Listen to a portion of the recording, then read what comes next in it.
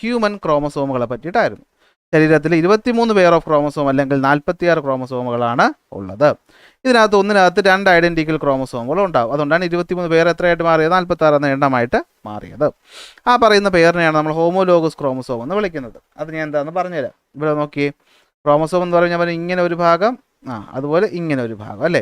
ഇതിൽ ഈ ഒരു ഭാഗം കിട്ടുന്നത് നമ്മുടെ അച്ഛൻ്റെ കയ്യിൽ നിന്നും ഈ ഒരു ഭാഗം കിട്ടുന്നത് നമ്മുടെ അമ്മയുടെ കയ്യിൽ നിന്നുമാണെന്ന് ഓർത്തു. ഈ ഒരു ഭാഗം കിട്ടുന്നത് നമ്മുടെ അച്ഛൻ്റെ കയ്യിൽ നിന്നും ഈ ഒരു ഭാഗം കിട്ടുന്നത് നമ്മുടെ അമ്മയുടെ കയ്യിൽ നിന്നും.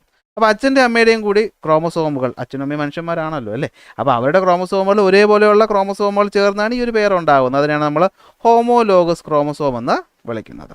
ഓക്കെ ആണല്ലോ. അങ്ങനെയുള്ള ക്രോമസോമുകൾ എത്രയായിട്ട് തിരിക്കാമെന്നാണ് പറഞ്ഞത്? 2, സൊമാറ്റിക് ക്രോമസോമും സെക്സ് ക്രോമസോമും. അത് നമുക്ക് സൊമാറ്റിക് എന്താണെന്ന് നോക്കാം. കണ്ടോ, സൊമാറ്റിക് ക്രോമസോമിനെ ഞാൻ വിളിച്ചെന്താണ്? Body builder. നിങ്ങൾ അങ്ങനെ ഓർത്ത് വെച്ചാൽ മതി. സൊമാറ്റിക് ക്രോമസോമിനെ നമ്മൾ എന്തെന്ന് പറയും?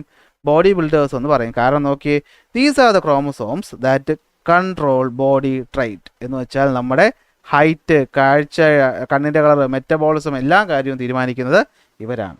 അങ്ങനെ 22 പേരാണ് നമ്മുടെ ശരീരത്തിൽ ഉള്ളത്. 22 പേരെന്ന് പറയുമ്പോൾ ഇരട്ടി 44 ക്രോമസോം ഈ കാര്യങ്ങൾ ചെയ്യും. ഓക്കെ, അതിലൊന്നെന്ന് പറയുന്നത് നമ്മുടെ അച്ഛൻ്റെ കയ്യിൽ നിന്ന്, മറ്റൊന്ന് നമ്മുടെ അമ്മയുടെ കയ്യിൽ നിന്നുമാണ് കിട്ടുന്നത്. അതിനാണ് നമ്മൾ ഹോമോലോഗസ് ക്രോമസോമുകൾ എന്ന് പറയുന്നത്. അതിന് നമ്മൾ എന്ത് ചെയ്തിട്ടുണ്ട്? 1, 2, 3 നമ്പർ ചെയ്തിട്ടുണ്ട് വലിപ്പം അനുസരിച്ച്. 1 ഏറ്റവും വലുത്, 22ാമത്തത് ഏറ്റവും ചെറുത് എന്നിങ്ങനെ നമ്മൾ എന്ത് ചെയ്തിട്ടുണ്ട്? നമ്പർ ചെയ്തിട്ടുണ്ട്. Genes for blood type, bone development ചെയ്യേണ്ടത് എങ്ങനെയാണ്, എല്ലാം തീരുമാനിക്കുന്ന ആരാണ്? ഈ പറയുന്ന സൊമാറ്റിക് ക്രോമസോമുകളാണ്. അപ്പോൾ സൊമാറ്റിക് ക്രോമസോമുകൾ മൊത്തം എത്ര എണ്ണം ഉണ്ടടാ? 22 പേർ അല്ലെങ്കിൽ 44 എണ്ണം. അതിലെ കുറച്ച് അച്ഛൻ്റെ കയ്യിൽ നിന്ന്, പകുതി അമ്മയുടെ കയ്യിൽ നിന്ന്. അങ്ങനെയാണ് നമ്മുടെ രീതി. അത് നമ്മൾ എന്ത് ചെയ്തിട്ടുണ്ട്? നമ്പർ ചെയ്തിട്ടുണ്ട്. 1, 2, 3, 4, 5 എന്നിങ്ങനെ 22 എണ്ണം ചെയ്തിട്ടുണ്ട്. അതിൽ 1 ഏറ്റവും വലുത്, 22ാമത്തെ ഏറ്റവും ചെറുത്. അങ്ങനെയാണെങ്കിൽ എന്താണ് സെക്സ് ക്രോമസോം എന്ന് പറയുന്നത്? These are called gender deciders. നമ്മുടെ ജെൻഡർ എന്താണെന്ന് തീരുമാനിക്കുന്നത് ഇവരാണ്. ഇവർ 2 ടൈപ്പാണ് ഉള്ളത്. എക്സും ഉണ്ട്, വൈയും ഉണ്ട്. എന്തുകൊണ്ട്? എക്സും ഉണ്ട്, വൈയും ഉണ്ട്. ഈ എക്സ് എന്ന് പറയുന്ന ക്രോമസോമുകൾ കുറച്ച് വലിയ ക്രോമസോമുകളാണ്. വൈ എന്ന് പറയുന്നത് കുറച്ച് ചെറിയ ക്രോമസോമുകളും ആണ്. നമുക്ക് 2 രീതി വരാം. ഒന്നുകിൽ എക്സ് വൈ വരാം, അല്ലെങ്കിൽ എക്സ് എക്സ് വരാം. എന്ത് വരാം?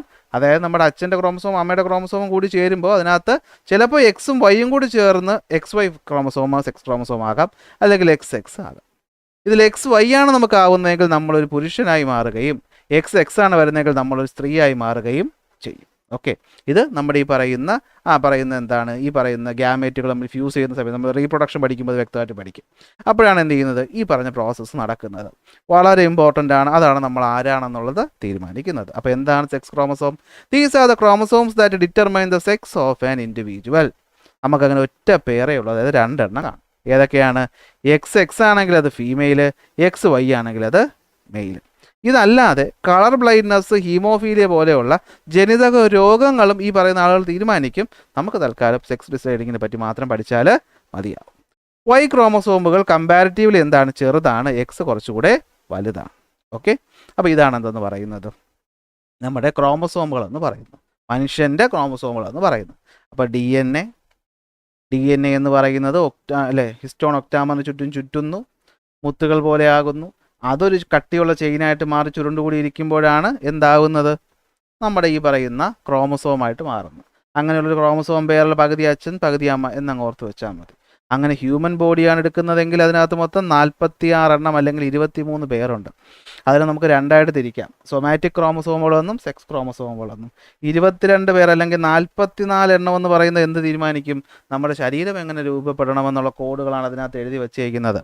അങ്ങനെയാണെങ്കിൽ നമ്മൾ സ്ത്രീ ആവണോ പുരുഷനാവണോ എന്നുള്ളത് എഴുതി വെച്ചേക്കുന്നത് ഒറ്റ പേരിലാണ്. അതാണ് നമ്മുടെ സെക്സ് ക്രോമസോം എന്ന് പറയുന്നത്.